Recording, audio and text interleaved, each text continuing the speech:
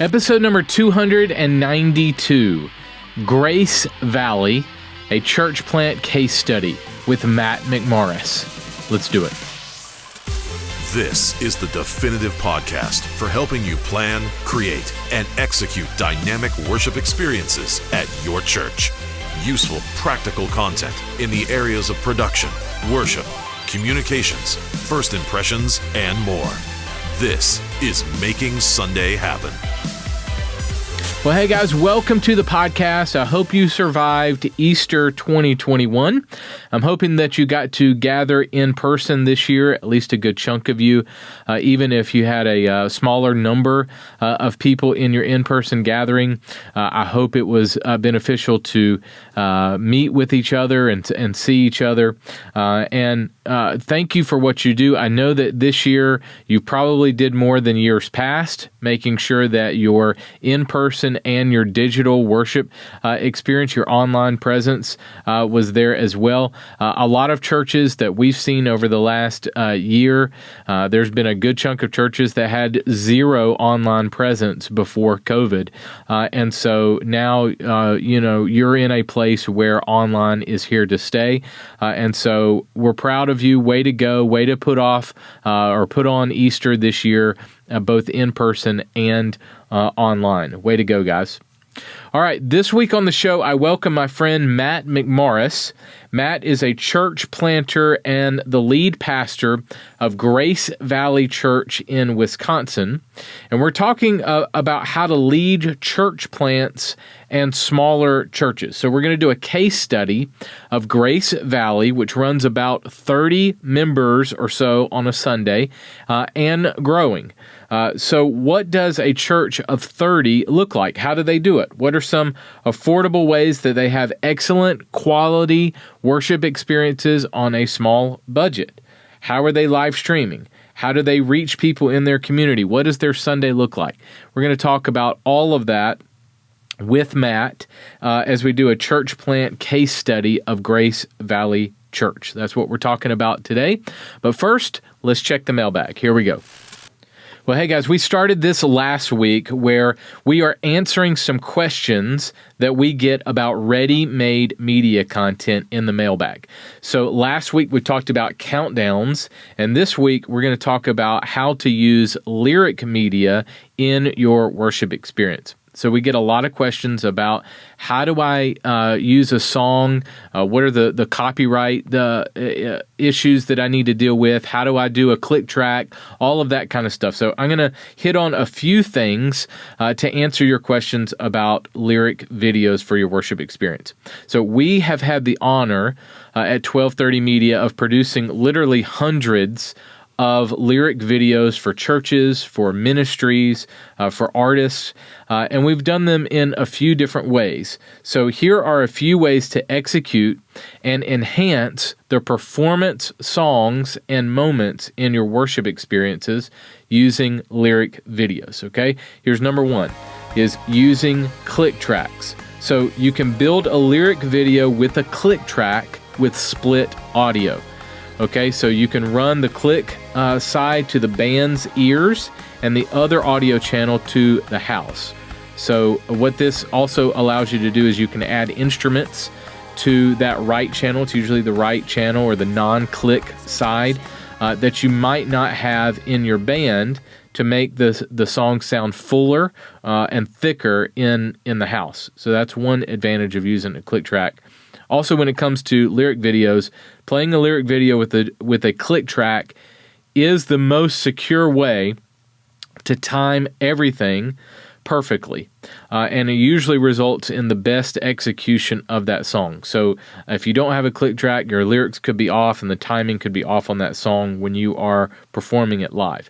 But using a click track, when fired correctly and executed well, it is the perfect execution of a lyric video. So you can fire your video using Ableton.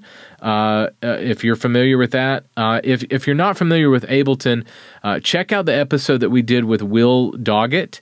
I'm not remembering the episode number offhand, but you can go to our website, makingsundayhappen.com. That's the direct podcast landing page. Just search Will Doggett or Ableton and pull that up and you can learn all about Ableton from Will. Will is a master at that. So usually when using Ableton, the drummer on stage is going to fire that when it relates to a video, so they can hit it. And so when doing this, the band is fully in sync with your video. Okay? So number one, using click tracks. Number two, is using what we call flex files. Okay, this might be a new concept. This is a term that we coined or that's been around, but we've used it in a few settings. Okay, so flex files are individual videos that play for segments of the song.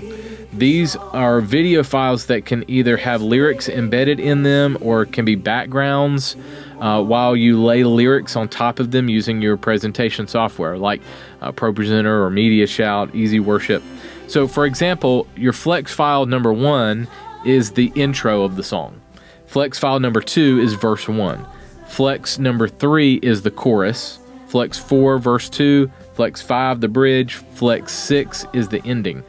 So you can lay these flex files out in your presentation software. So you can do, an intro, verse 1, chorus, verse 2, then another chorus, and then, kind of swap these videos in and out as needed. Just lay them in. Now, the advantage of that is you have some flexibility.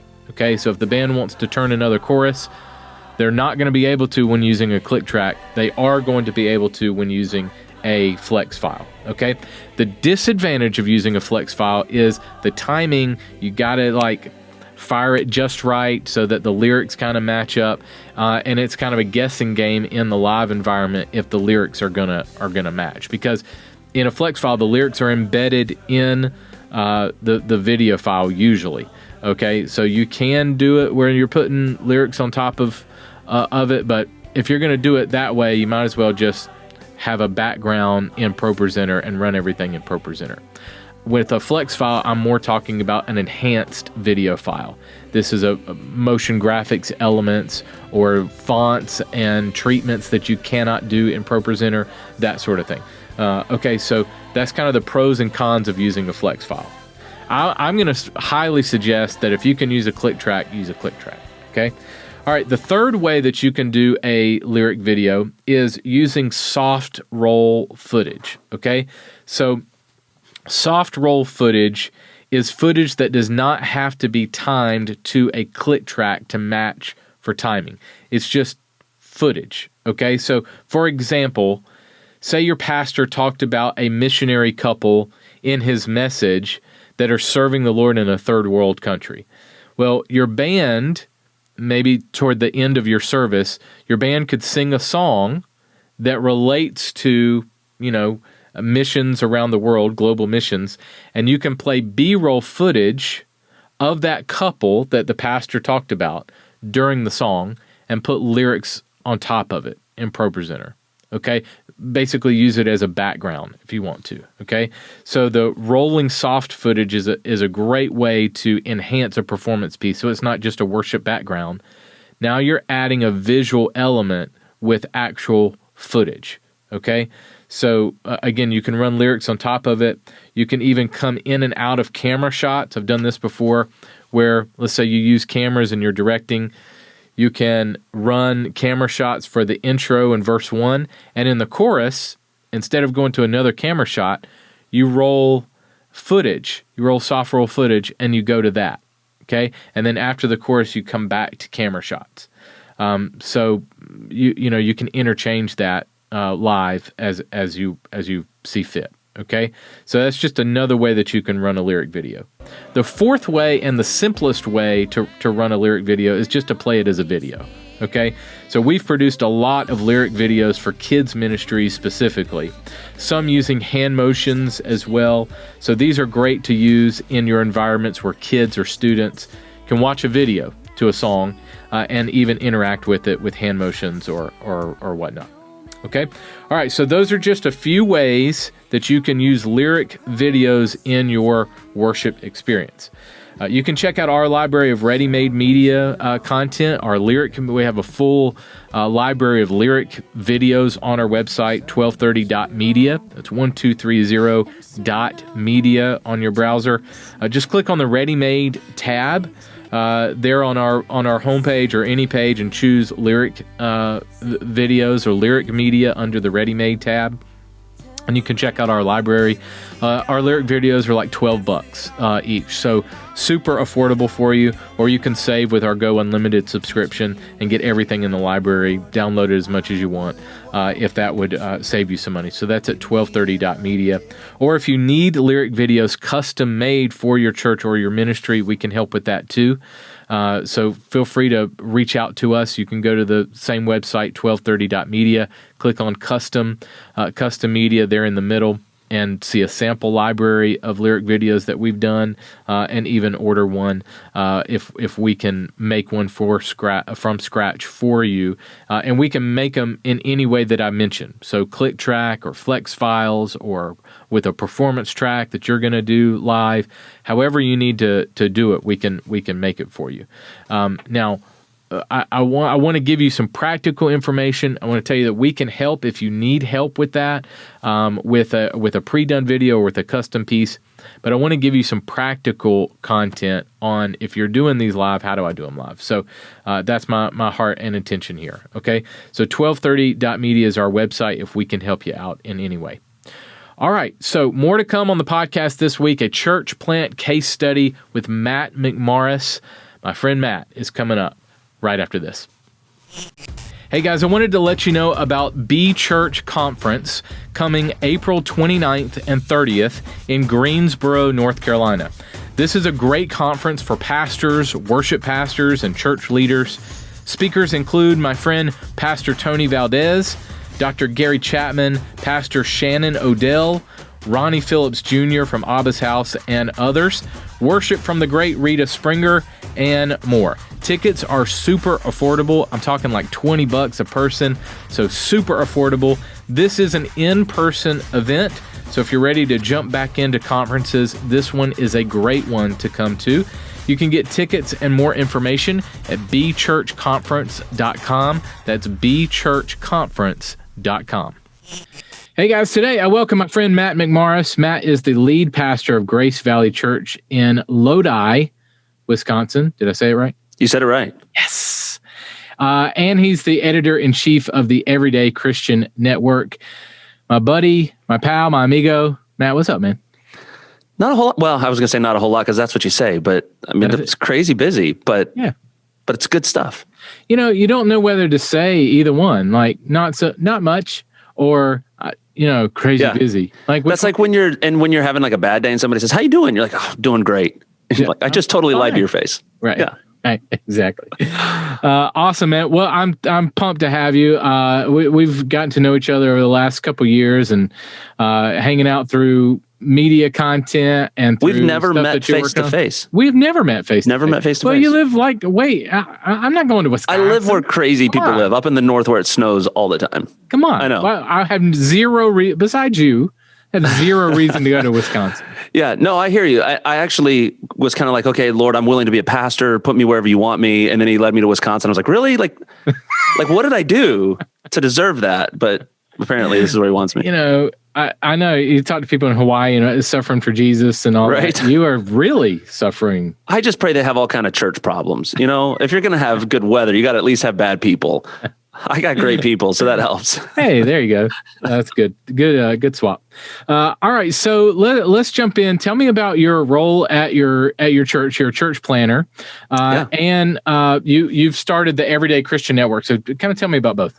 Yeah. So, I came to Lodi, Wisconsin, and God. I was at another church near here, and God just made it, I won't go into the whole story, made it kind of abundantly clear that wasn't the right fit. And so I never wanted to be a church planter. It wasn't on my radar. It wasn't my desire. It seemed really, really hard. And it is. But it was one of those things where it wasn't something I wanted to do, but God just made it so clear to me that this is what he wanted, that he wanted us to plant this church here in our community. And my wife and I talked about it. We prayed about it. We cried over it. We struggled with it, and ultimately came to the decision where there's people here that need a pastor. And I grew up in a small town, so I'll kind of preface it with where I am. I'm outside Madison, but I'm outside far enough that people don't like come out here for church. There's kind of Madison, then the bedroom communities, and then us. So we're not really pulling from Madison. So we're in a small town, a rural community. But I feel like oftentimes rural communities get either guys that think of it as like a practice church before they get to the big leagues, or maybe a retirement church when they're kind of winding down. And so I've watched my dad pastor the same church for, I think this is his 30th year now in a small town. My brother pastors a church in a small town in Texas. My dad's in Michigan. And so I've always just kind of had a heart for rural community and felt like, while I may not be a great pastor, I wanted to be the best I could be, even for people in a small town. So God brought us here, and small town often equals small church. And at least for right now, for us, that's the case. And we pray that God would allow us to grow. But we had 34 in attendance, to be totally honest with you, yesterday that were in person, and then a few others online. And so that was a good day for us. And we were excited about that. COVID hasn't helped much.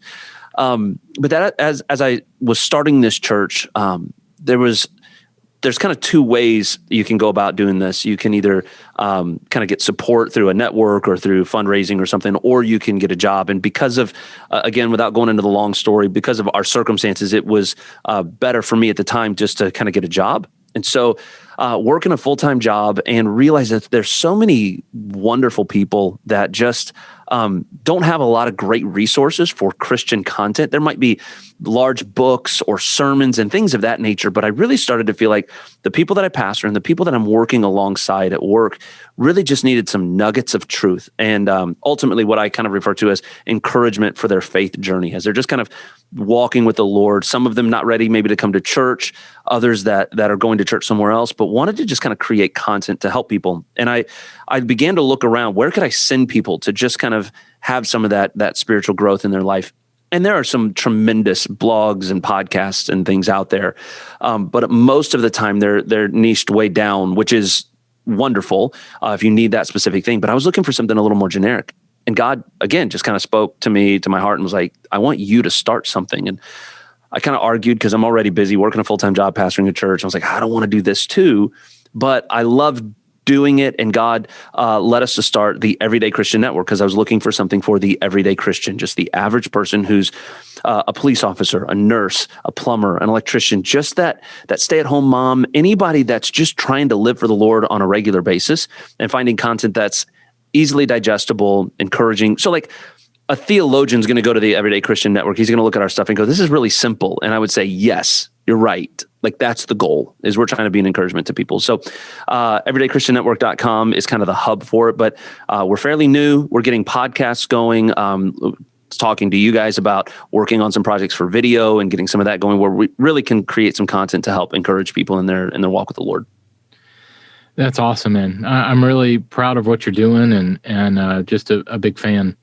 Let's jump into Grace Valley a little bit more. So tell me kind of, you walked me through God calling you to it, but talk me through the start of it and kind of the pains of there were plenty of those. Yeah. So kind of what happened, and I'll just kind of give this in a nutshell. I was at a church where, because of my youth and some issues within the church and some of the things that were structured that I didn't understand well before I went there, God just kind of made it clear that wasn't the right fit for us. And so we were going to leave. We were going to move away. But because of some of the things going on in the church, there were several families that said, we're not going back to that church. We want you to be our pastor still. And I was like, man, I don't split churches. Like that's not how I roll. I'm not going to be a guy that splits a church. And they were like, look, we're leaving no matter what you decide to do. Because my wife and I were just planning to leave. I got some counsel from some other pastors and really felt like I wasn't the one splitting the church, that it was becoming two churches and God had called us there to pastor. So while the other group of people kept the name and the building and the money and all of that stuff, we just continued to kind of meet after some of this went down, after I decided to resign. And but again, I had never planned on planting a church. So a lot of guys that do, they have their name and they have their bylaws or constitution and all that stuff kind of ready to go when they walk into a community. We didn't have any of that stuff. So not only was I kind of recovering from some of the hurt of some of the things that had happened, but also at the same time, trying to figure out, how do you start a church? So I didn't know anything about that kind of stuff. And I'm a big picture dreamer kind of guy. So I can dream up all kinds of stuff, but getting some of the details down is kind of difficult. So I look for resources where there's people that you can outsource things to. And I'll circle back to one of the reasons I love 1230 Media, which I know you didn't ask me on to be a commercial, but like that's easy for me to talk about because it helps our church. But earlier on, even than that, there's a company called Start Church, and there may be others just like this, but it's who we used. It was recommended to us, and the price was good, and they walked us through all of the legal stuff, setting up a 501c3, getting all of our paperwork in order, filing things with the state, getting a board set up, getting our bylaws and things rolling. So it was one of those things where it was kind of terrifying for me at first, but they just walked us right through it point by point to where we could just, as long as we just stayed with them on the steps, we were able to kind of get started, making sure that everything was kind of established correctly in a legal sense. Because when we got started, people came to me and said, hey, how are we going to take up offerings? And I was like, I never thought about that. Like, we don't have a bank account and you can't just give it to me to put in my bank account. Like, there's obvious ethical issues there. So we literally started with my dad's support from his church. He was like, hey, why don't you guys send it here? We will just hold it for you. So people were writing out checks to my dad's church. They just kept it kind of in their account, and as a line item in their budget, didn't take anything, didn't charge us anything. They just kind of held on to it for us. So we were that green on, like, we don't know anything about doing this. So again, Start Church, helping us with, here's how you set up a bank account. Here's how you get all that. Obviously, we know how to get a bank account, but how do you do it for a business organization and all of that? And then we just saw God bless in unusual ways, man. I remember when we first were looking at this, the first Sunday we met, we had a building. And this all kind of came out within just about 3 weeks. I kind of resigned, and within a few weeks, we were meeting in a pretty nice building that we didn't pay a dime for. And it was our town hall building here in our community. And it's honestly, it's kind of surprising that they let a church meet there, but we had a contact that knew them well that also attends our church. And they just asked, like, can we use this? And they were like, yeah, I guess so. So they let us meet in there for free as long as we set up, tore down, cleaned up when we were done. So we had space, we had bathrooms and all those kind of things that you would need. So we didn't have to start in a garage or anything like that, which is cold up here this time of year. So we started in January. So that's kind of where we got started, is just organizationally, we outsourced a lot of that support so that they did a lot of the paperwork for us, and we just filled in the blanks and kind of launched that way. Yeah, that's awesome, man. Well, one of the main reasons I wanted to have you on is because, we talk to churches of all sizes. Yeah. And everybody across the spectrum is trying to think about, how do I make Sunday happen, especially in the last year. Okay? Yeah. How do we do it physically? Do we invite people back now? What's your capacity? How are you doing it?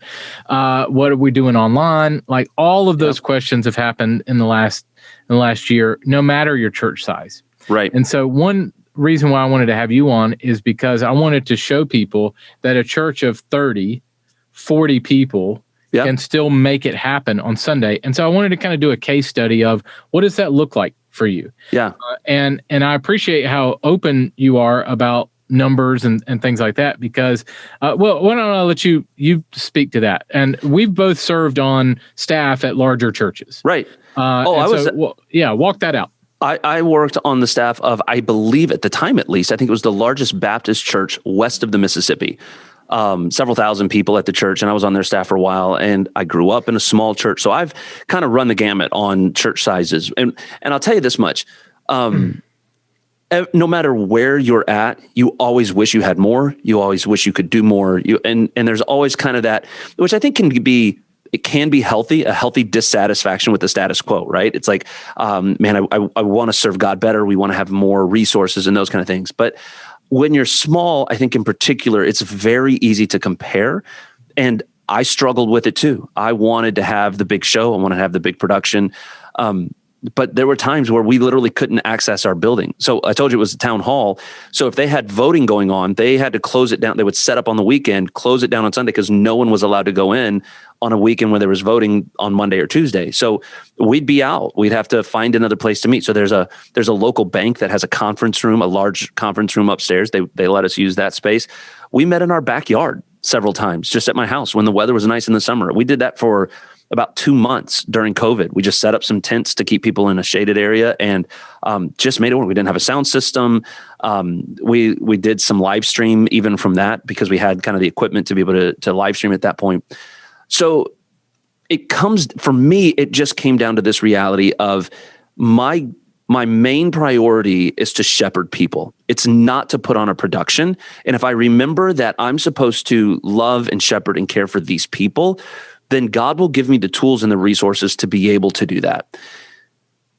With that concept in mind, it frees me up from a lot of this, honestly, kind of covetous desire of like, I want more videos or cameras or this or that or the other. And allows me to just say, hey, I'm not called to reach people across the country. I'm called to reach the people in my town. I'm called to reach my neighbors and the people in my community. So for us, it really came down to this idea of I just need to be okay with what God has given us. But then also to say, with what God has given us, how can we use that to the very best of our ability? So I give myself permission to be okay with less, but to use what I have the best way we can. So for the longest time, we're meeting outside. We're meeting in a portable space. When we did finally get another permanent space, it was one we had access to Sunday mornings.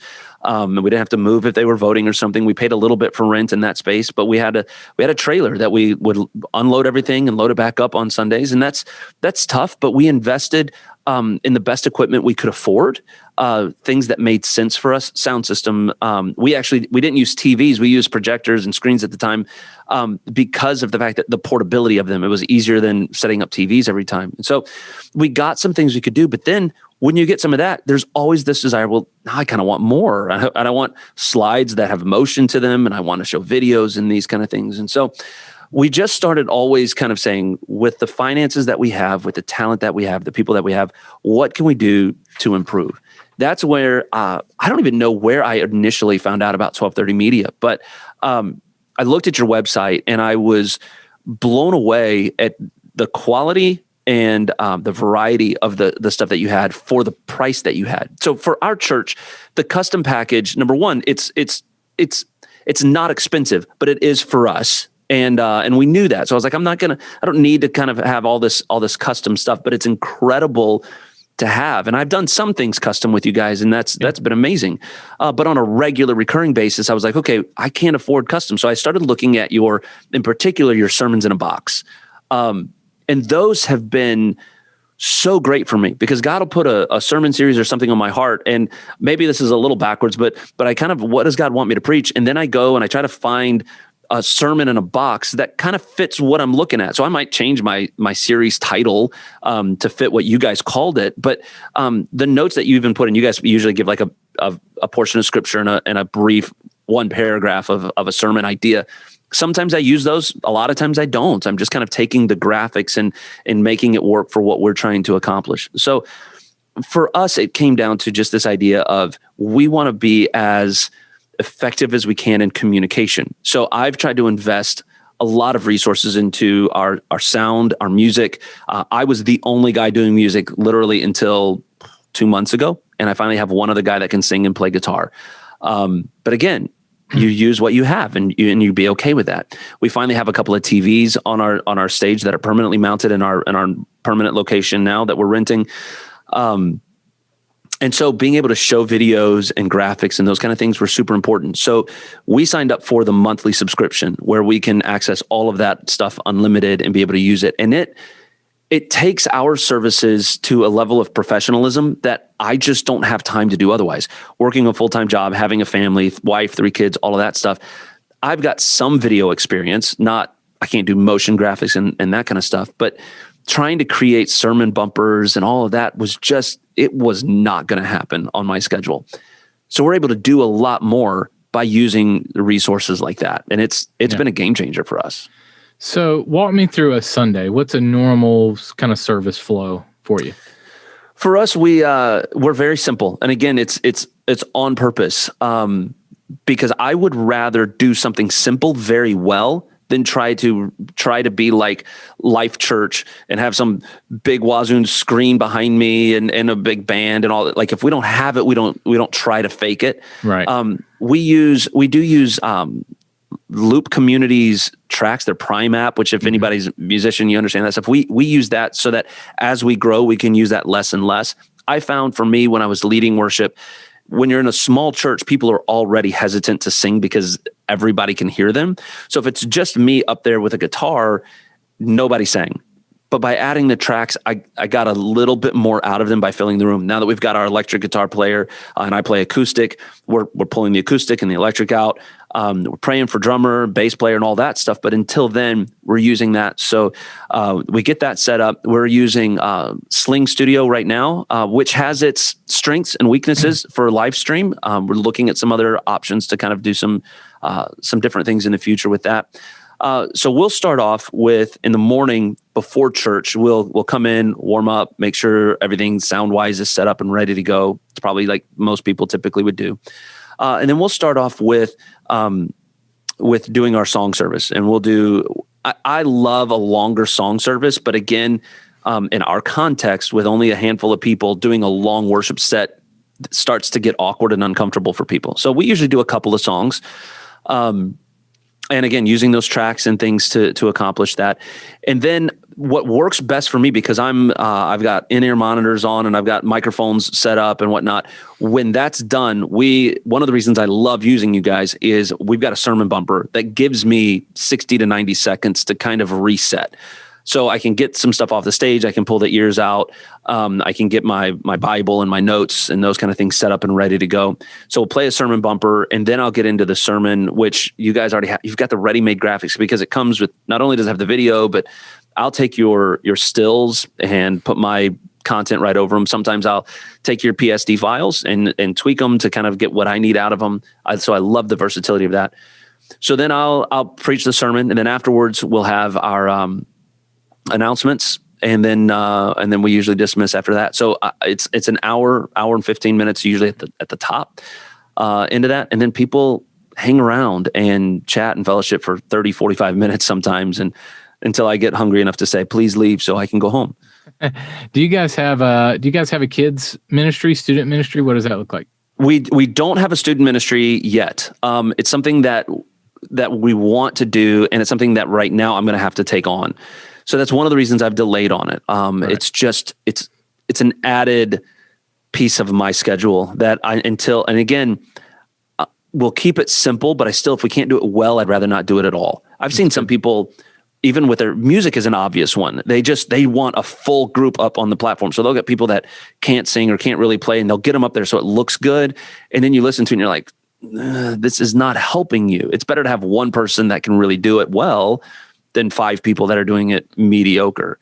Same is true with our student ministries. It's just we haven't had that person that could help, and my schedule hasn't been free enough. But I've struggled with that a little bit, to be honest. And so I think what we're going to do is maybe even just once every 4 to 6 weeks, something as simple as I'm going to grab them all and go to Cold Stone, and we're just going to hang out, and we'll kind of start with things like that. Our children's ministry was happening. And then when we moved into the building that we're currently in, which we now have all access to all week, when we moved into this building, we have the upstairs is remodeled. The guy that owns it allowed us to kind of remodel. It's not a huge space. It was an office space, and we gutted the offices and put in new carpet and that stuff. But the downstairs is in the process of being renovated for the kids. So Easter Sunday is kind of the relaunch of our kids ministry. Gotcha. And we use Lifeway for that because they've got a lot of the same thing. They've got video resources, and they've got music and all those kind of things. So we're using, I think we're signed up with the Gospel Project, kind of a monthly thing. And again, for us, it's like $40 a month, which is a great deal for us. And we don't have it divided up. We don't have little kids and older kids and all of that because we don't have enough. We're kind of keeping them all together. Right. And then this is how small churches work. In my office, one half of it is my office, and the other half of it is our we're calling it kind of our nursery, but we don't even function it as a nursery. It's really just kind of a baby's room. We've got a changing table in there. We've got some toys in there. So a mom with a small baby could go in there, but we've got a TV monitor that hooks up to our camera and sound system in there, so they can watch and hear while they're in there. But it's kind of open to moms if they'd like to use it. Well, one thing I hope that people are hearing is relatability. I hope that they can relate to you, because even if they have more than 30 on a Sunday, that some people that we hear from are struggling. Like, how do I do this, man? How do I do kids? How do I do, it can be discouraging one Sunday and encouraging the next. And we're having to set up and tear down and, all the different elements that go into it. What would you say for encouragement to somebody who is wrestling with how do we do Sunday after Sunday? I would say stop looking at everybody else, because that's always going to frustrate you. No matter how big, you could have a church of 5,000 and you're going to look at the church of 8,000 and think, I wish we could do that. There's always somebody doing it better or different. I won't even say better. They're doing it differently than you are. And you're going to think that we need that. And the reality is the Bible says that God's going to supply all of our needs according to his riches and glory. So like everything we need to do ministry, he's going to provide. So when we were trying to get a sound system, it really came down to, I know what I'd like to have. And if the money comes in for it, we'll get one. And if it doesn't, we don't need one. Like, we'll do without and we'll just make it work. We need live stream stuff. And I really feel like, number one, stop using the word need. We'd like to live stream. Maybe you don't have that ability. That's okay. The other thing I would say is it's okay to do less, even if it frustrates some people in the process. I've got, and I don't know if they'll listen to this or not, I've got one family that has kind of begged me to do something with teens because they have a couple of their own, plus because of a situation with a family friend of theirs, they've kind of become legal guardians for a couple more. So they've got 3-4 teens in their house. And they've asked me multiple times, when are we going to do stuff for teens? And I just keep telling them, we just don't have the time yet. Like, I just don't have it. I don't have that margin in my schedule. And I know it frustrates them. And for a while, they actually were going to another church where they could get their kids involved in youth programs. And that's not fun. But I knew that I couldn't do it well, or that I would do it and it would stress me out or frustrate me. And God had just not given me peace to move forward with that. And we have to be okay with that. So it's hard for me to maybe give advice, but if I can tell you what I've done is I've just sat back and said, okay, God, this isn't my church. It's yours. They're not my people. They're yours. How do you want me to lead? What programs do you want? What field do you want? How do you want us to run this? And so don't compare and don't stress over things that you don't have the time, the money, or the resources to do. Tell me about streaming. Tell me about your online presence. What does your online experience look like? Our online presence is mediocre. And I love the big show, right? So like, it's frustrating to me because I want it to be perfect. And we've had more issues with our online stuff than anything else. But we've had more people during COVID begin coming to our church as things have started to fade out. We've added 3 or 4 families to our church in the last 6 months because we were online. Multiple times somebody comes to me and says, we watched your service online. I'll introduce myself and like, oh, we feel like we know you. We've been watching you for several weeks. And I didn't even know they were. So our online presence is, sometimes it doesn't even work right. Like, at the last second, we finally get it up. During the music, the guys are looking at me going, it's not working right. And they get it up in time for the preaching.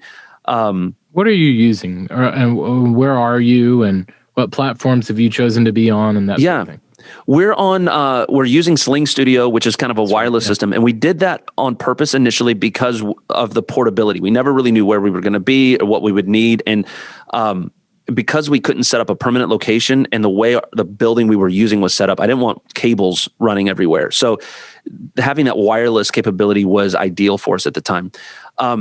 So I would say if you don't need that, there are better options that your team could speak to far better than I could, because I haven't used them. But I know that Sling Studio has, its strength is its portability and its wireless capabilities. It's also got some weaknesses. Anything wireless has weaknesses. One of the cam links that allows you to be wireless for us. We had two of them. One of them has gone down and I can't get it to work. And they're $350 a pop if you can find them. They've sold out of everything and they're not producing them. So I'm not saying use Sling Studio, but that's what we've been using. I'm actually looking at getting a switcher to plug into Sling Studio so that we'll still use it as kind of our hub, but now we can wire cameras and we can maybe wire them into that switcher and then send that to Sling Studio, or getting rid of it altogether. So that's what we've been using. Do you stream on your website? Do you use a church online platform or anything like that, or we don't? Facebook? The easiest, cheapest solution was Facebook, and so that's what we did. And now that's where everybody knows that's where we are. So we didn't set up anything where we embedded on our website or anything like that. I would like to. Part of it for me, again, goes back to that's not my skill set. I don't know how to do all of that stuff, and I haven't had time to learn how to do all of that. So I've given myself permission to say, this is what we can do, and this is where we are.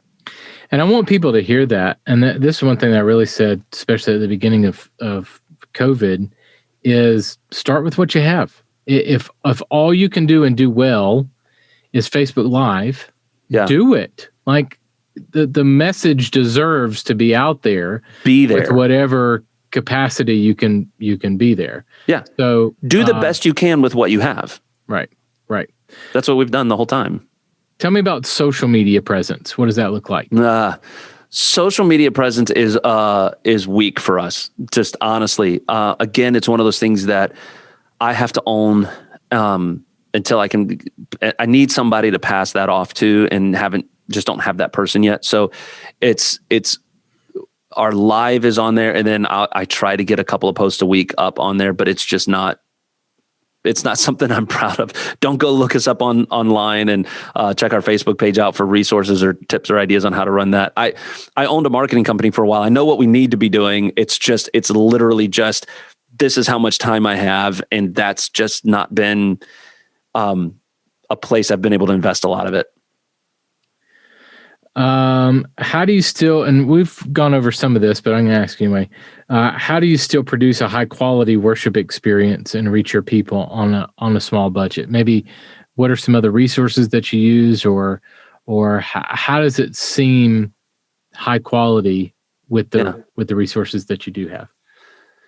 I think it's important to invest where it's important.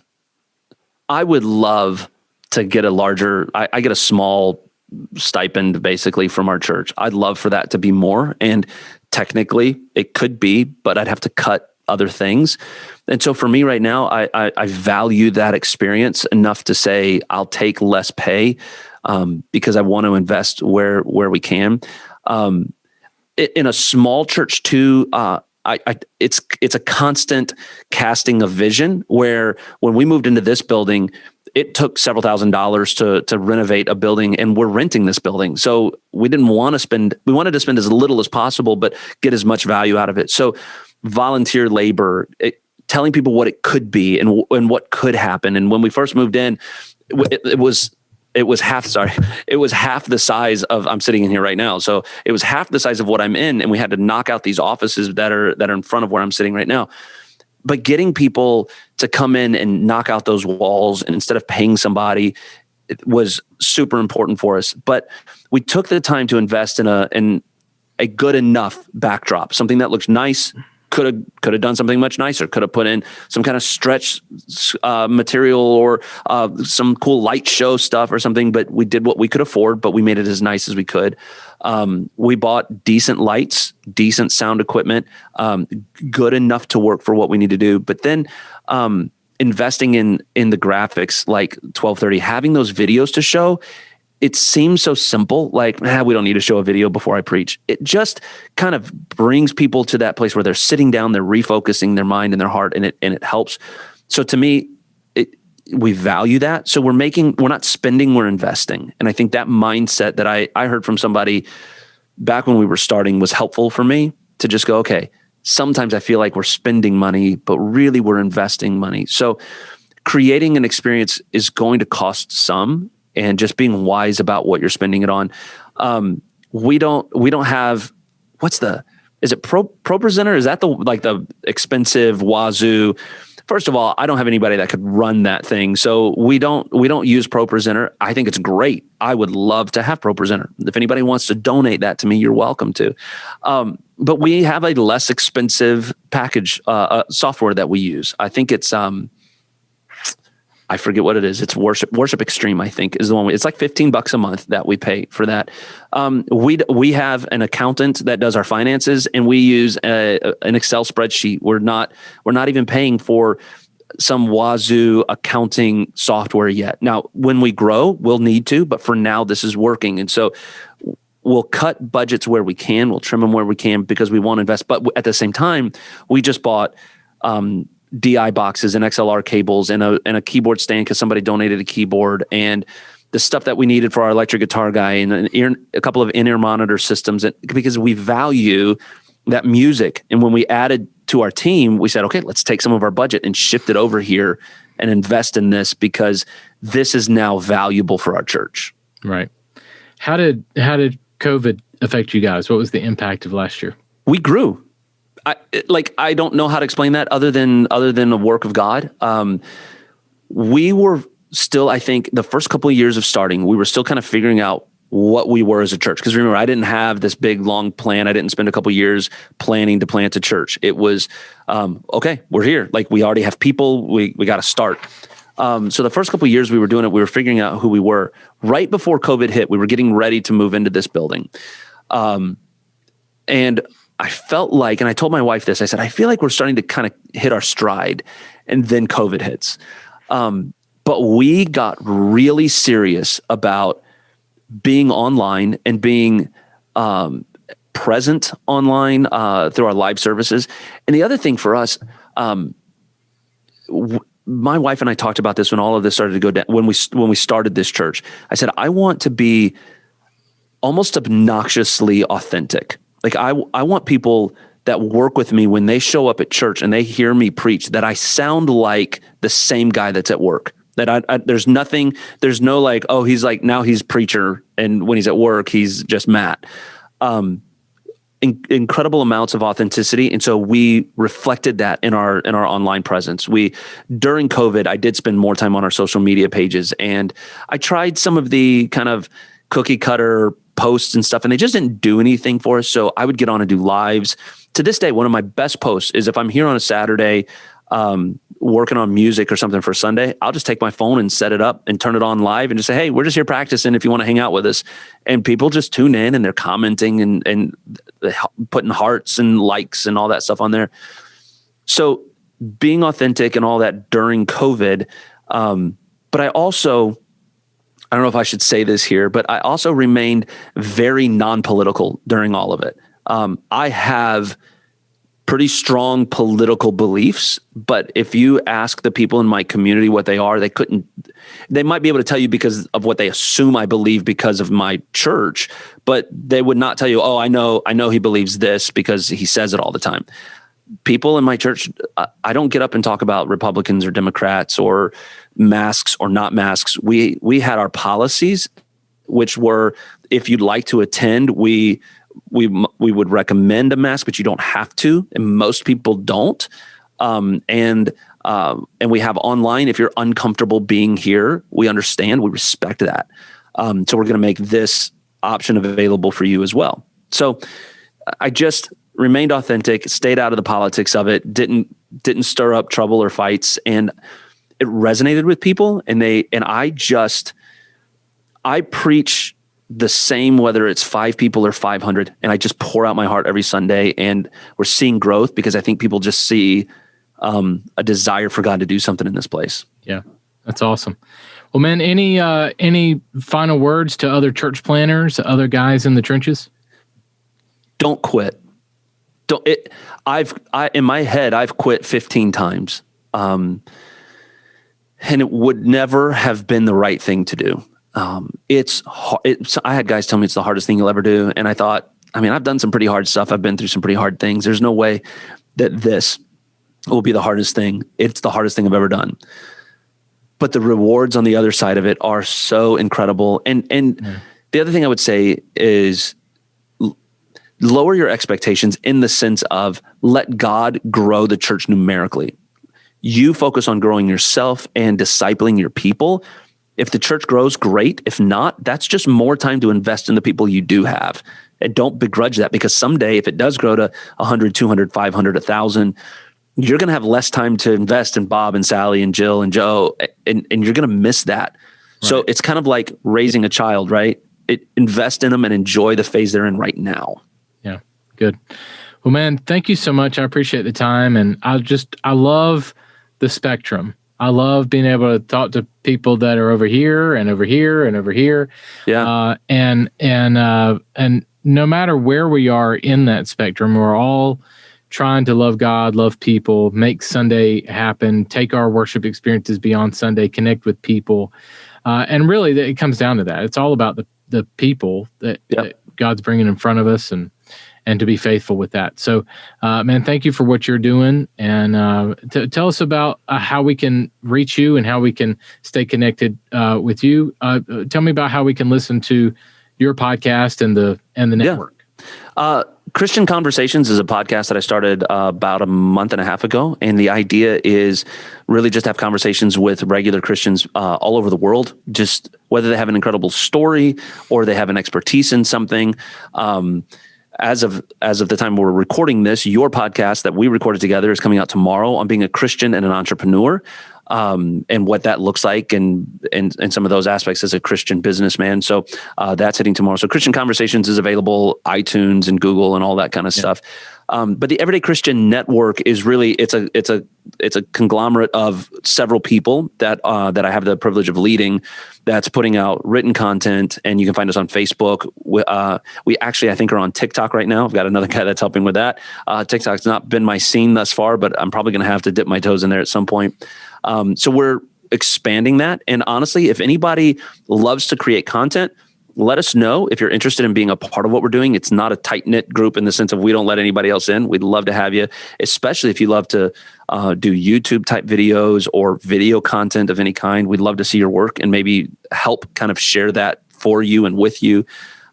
We've got many books coming out and some things like that. So kind of all that stuff on the horizon here in the near future. So real exciting, everydaychristiannetwork.com, and our church is gracevalley.church. Awesome. Well, thanks so much, man. I appreciate the time. Yeah, man. Thank you. Introducing monthly custom media plans from 1230 Media. Affordable, no-contract monthly plans for custom graphic design and video for your church.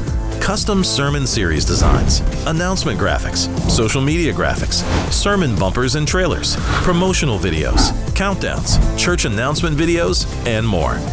Choose between custom graphics, custom video, or graphics and video plans. Harness the power of a full creative team every month to serve your church or ministry, with plans starting at only $600 per month. Join hundreds of churches using 1230 Media to transform your worship experience. Get started today at 1230.media/pricing. That's 1230.media/pricing. The show notes for this episode are available now at makingsundayhappen.com. Well, hey guys, next week on the show, I welcome Todd Elliott from Philo. Philo Conference is coming up as well, May 11th and 12th in Chicago. It will be a digital event, but with a live studio audience and live exhibitors. So you can come to that event or you can check it out online. Feel free to search that up, check it out. It's a great conference for church, tech, and production folks. Todd is the former tech arts director at Willow Creek Community Church. And I'm going to be talking with Todd about his book, I Love Jesus, But I Hate Christmas, the challenges of being a church tech artist, and a host of other topics related to church tech and production. So if you are in the church media space, production space, next week's episode is perfect for you. Free articles, archives, and resources are all at 1230.media/training. It's all completely free for you.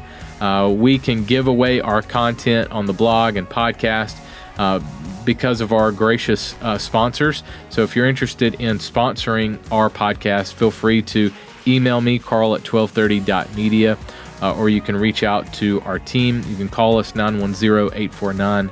12:30. We would love to have you sponsor an episode of the podcast, and it's because of the generosity of those sponsors that our blog and podcast are completely free, and we're able to have guests on like Todd and others and Matt that are able to talk to you about incredible topics. Some of these guys are getting paid for their workshop content, and they're giving it to us for free on the podcast. So we've had some incredible guests. I would love for you to jump into the archives of our podcast and check it out. A lot of very, very gracious people have come on and gracious sponsors. So thank you guys so much if you're one of those people, and it's because of those folks that we can give that content away. So 1230.media/training for all types of free articles, archives, podcast episodes, resources, all that kind of stuff. All right, well, thank you guys so much for hanging out. Go out there and create some incredible worship experiences this weekend. I'll catch you next week. Making Sunday Happen is a production of the ministry of 1230 Media. For show notes, archive episodes, and more free resources for your church, visit MakingSundayHappen.com.